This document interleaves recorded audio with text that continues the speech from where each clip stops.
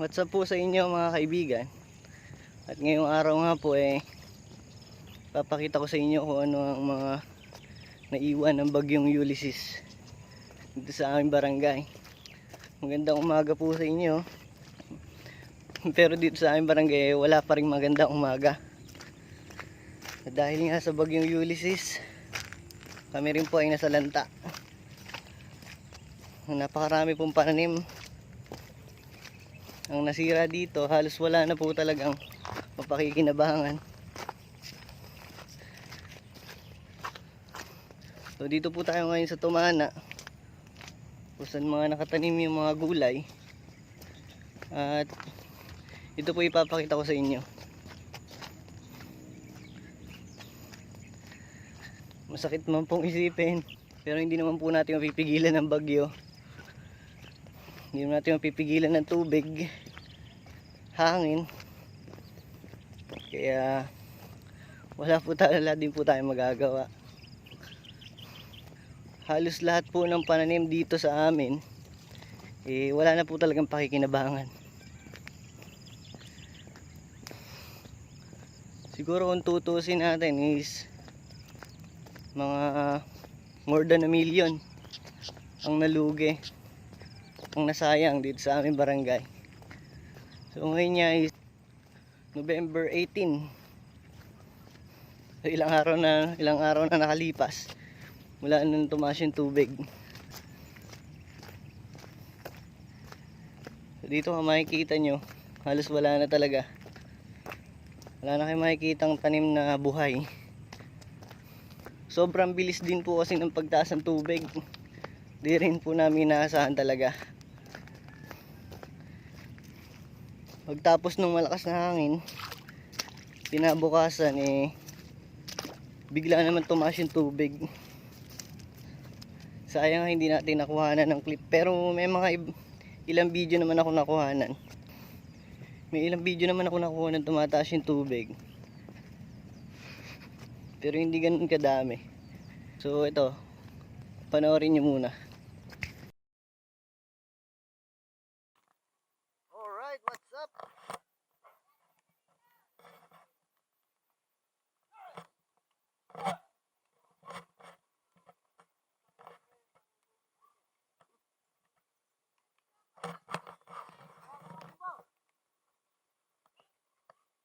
Malalim pa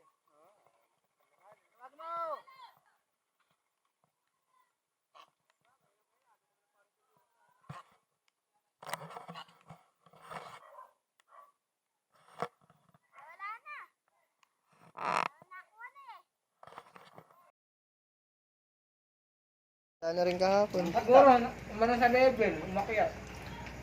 Mga dire-diretso pa rin ulan. Pinasok na. May bahala, nilaganak ba? Pinasok na ba yung bahay niya? Hindi ko, hindi na lang. Ay na lang pala yung 1cm. Pasukin na. Dito rin sa likod eh, huwag mo na. Pasok na. Bigil pa ako to, ganun tuhod eh. Sa likod. Baho, amoy lang okay. Pasok na, papasok na. 1cm na lang. Diyan ba? Ay saan pumasok doon sa loob konti na lang dito na. Oo puno na yun Papa, pala yun, ano? Kabilang bahay niya? May bagong bahay? Hindi. Yung bago. Ay, luma. Yung luma ay nabot na. Yung tubig ay na Tigi-video ka, labang tulig dito. Di pa kayo mag-video, may tulig na. Bak na. Yan, tama ligo lang habang umaba. Patang ng ligo yan. Oras na yan. Paano, Jeff? Ilang ka ba inakit namin ano to, ang pataba? Nagkakit ka ba? 20 mahigit. Oo.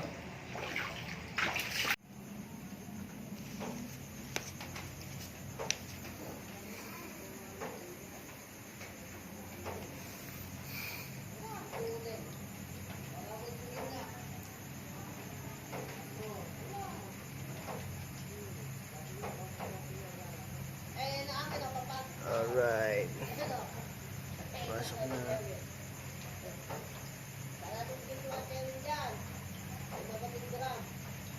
Pasok na naman siya.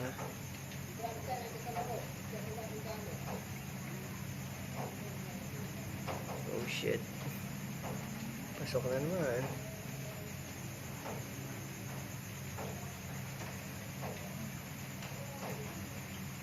Malalim pa talaga. Time check. 7:10 PM. Ito na ba yung tubig? Pumasok na.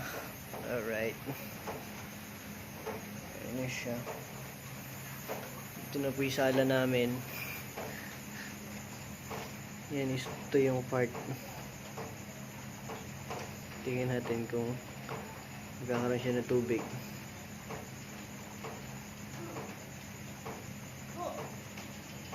Nakikita nyo naman.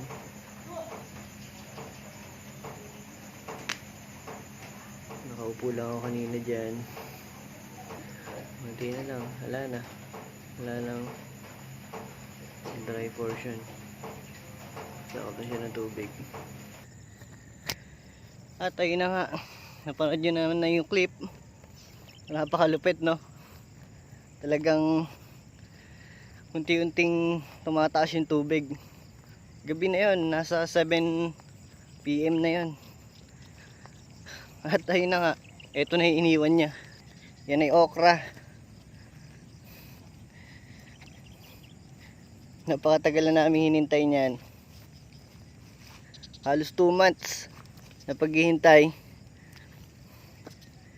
Napitasan naman siya ng isang beses nung tumataas ng tubig. Yun yung una niyang pitas at huling pitas. Una at huli. Isang beses lang siya napitasan. Nakakalungkot man. Pero wala ho tayong magagawa.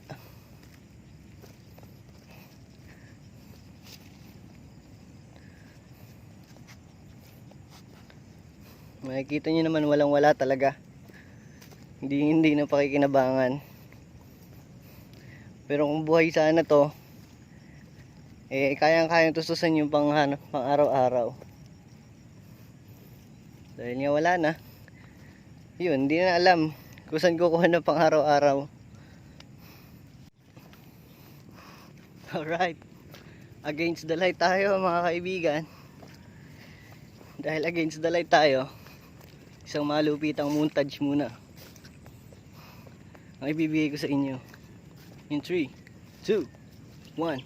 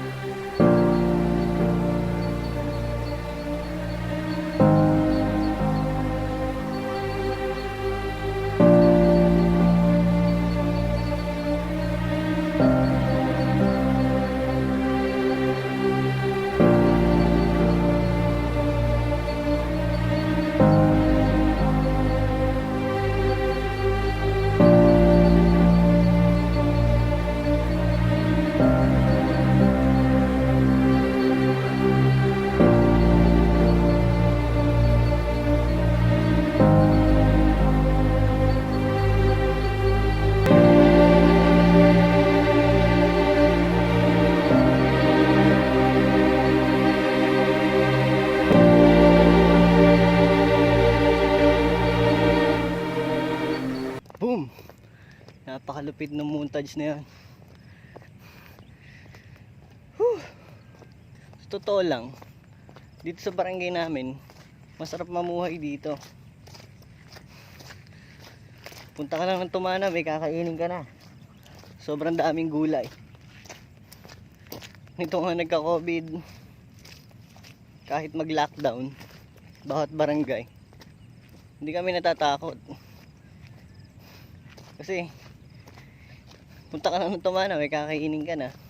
Hindi ka tulad sa mga syudad, pag na-lockdown ka, wala ka na talaga. Ang kalaban lang talaga namin dito is bagyo. Ayan yung tubig at hangin. Kasi mga gulay mahina sa tubig, mahina sa hangin. Kaya yan ang kalaban namin dito. Kaya pag mga gantong sakuna, nakakalungkot talaga.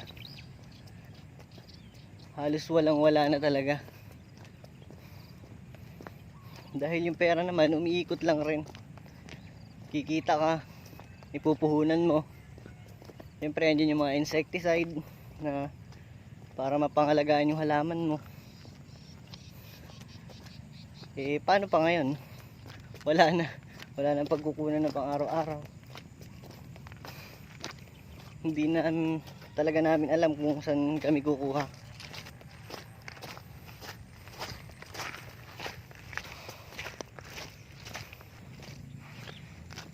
Masyado na atang mahaba yung video natin. Hanggang dito na lang po muna. Update ko na lang kayo kung ano pang mga pwede natin i-vlog dito. Kung ano mga pwede pa nating ma-documents. Siyempre, sasama ko kayo sa pag-ahon. Hanggang dito na lang po muna. Siyempre, huwag niyo po makalimutan mag-subscribe. Click nyo din yung notification bell para updated kayo sa mga bago kong video. Mag-subscribe na kayo dahil dito nyo lang mapapanood sa channel ko yung mga ganitong content. So hanggang dito na lang po muna. Let's go.